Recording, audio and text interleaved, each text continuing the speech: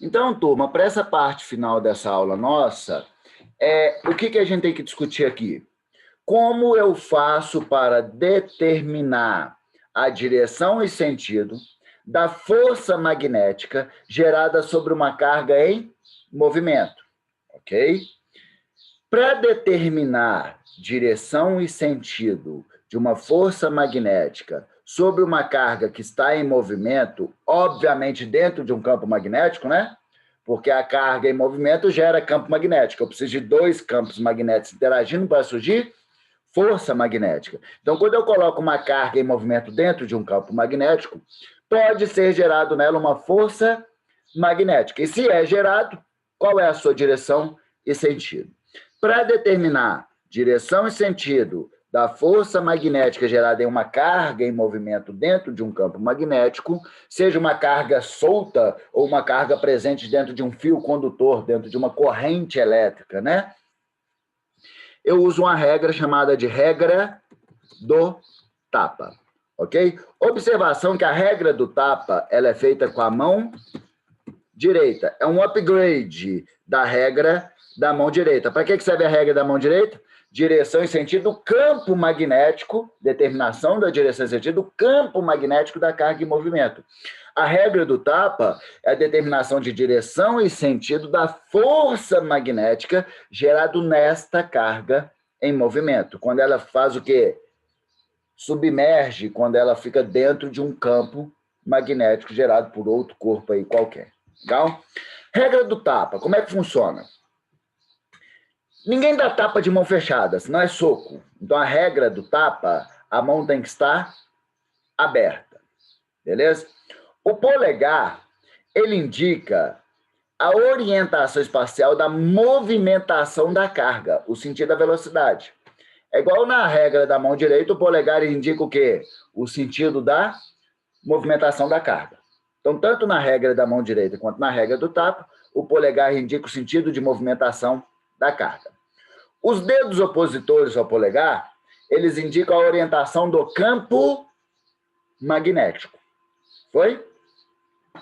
Sempre quando eu vou analisar, então, para determinar a força magnética gerada em uma carga em movimento, eu tenho que orientar a minha mão da seguinte forma. O polegar tem que estar sempre no sentido de movimentação da carga e o campo magnético sempre no sentido, os dedos opositores sempre no sentido do campo magnético. Então, por exemplo, se eu orientei a minha mão assim, o que eu estou afirmando? É uma situação em que eu tenho uma carga movimentando para a esquerda, dentro de um campo magnético que está para onde? Para cima.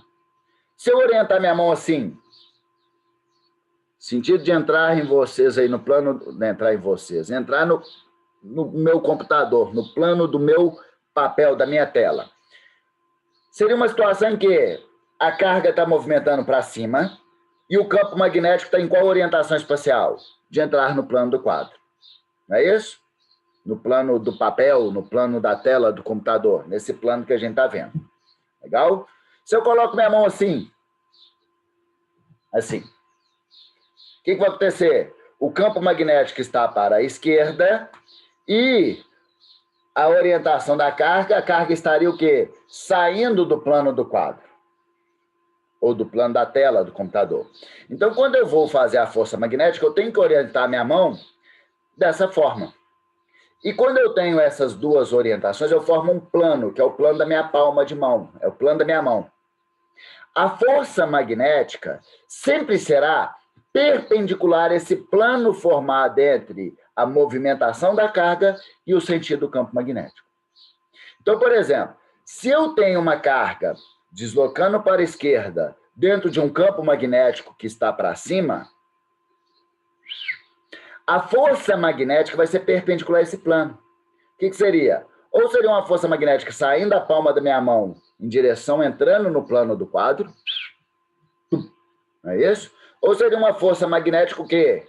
Perpendicular também poderia estar saindo aonde? Do dorso da minha mão. O que acontece? Se for uma carga positiva, a força magnética vai sair da palma da mão. Palma, positivo. Beleza? Então, se eu tiver uma carga positiva deslocando para a esquerda dentro de um campo magnético que está para cima, ela vai sofrer uma força magnética no sentido de estar o quê? Entrando no plano do quadro. Legal? Se eu tiver uma carga negativa deslocando para a esquerda dentro de um campo magnético que está para cima, o que vai acontecer? Ela vai sofrer uma força magnética no sentido de estar o quê? Saindo do plano do quadro, representado por uma bolinha e um pontinho no meio, né? Legal? Outra situação. Se eu tiver uma situação assim, um campo magnético entrando no plano do quadro, imagina um campo magnético representado por um xizinho, né? Entrando no plano do quadro, com uma carga deslocando para a direita. O plano ficaria assim. Deixa eu ficar em pé. O plano ficaria assim. A força magnética ou vai sair do dorso da minha mão, da palma da minha mão, ou ela vai sair do dorso. Só um segundo. Se for uma carga positiva, a força magnética vai sair de onde? Da palma da mão. Então, se for uma carga positiva deslocando para a direita dentro de um campo magnético que está entrando no plano do quadro, essa carga vai sofrer uma força magnética para onde? Para cima. Se for uma carga negativa, ela vai sofrer uma força para baixo. Essa é a regra do tapa, ok? Então, para que serve a regra do tapa? Determinação de direção e sentido de uma carga em movimento dentro de um campo magnético. Legal? Ok? Características da regra do tapa. Polegar. Polegar indica o sentido de movimentação da carga, os dedos opositores, o sentido do campo magnético, e eu sempre formo um plano entre movimentação da carga e o sentido do campo magnético. A força magnética sempre será perpendicular a esse plano. Então, a força magnética é sempre perpendicular ao deslocamento da carga e sempre é perpendicular ao campo magnético, ok? Porque vai sair perpendicular a esse plano. Legal? Ok? Show de bola. Quantos minutos? Deu 9h31 agora. Na próxima aula, nós continuamos essa discussão nossa sobre força magnética entre N aplicações, e aí a gente vai fazer a regra do tapa entre N situações aí, treinando um pouquinho, que é o que, dentro de força magnética, o que mais cai nas provas de vestibular e do Enem. Tá bom?